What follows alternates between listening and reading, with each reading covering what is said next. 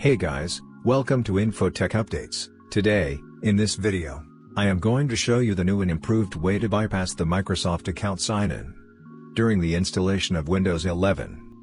So, without further ado, let's begin.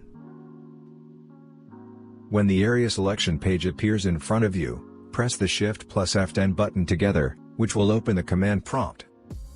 In the command prompt, type the following command and press Enter.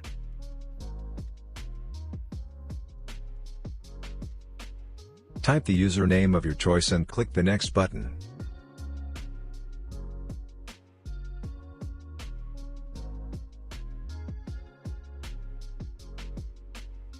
The Microsoft sign-in page does not appear, and you can continue further with the installation process, without having to log into your Microsoft account. So, that is how you can bypass the Microsoft account sign-in page during Windows 11 installation. Hope it was useful. Consider like for the video, subscribe to the channel, and if you have any questions, just comment down below. Thanks for watching and have a great day ahead.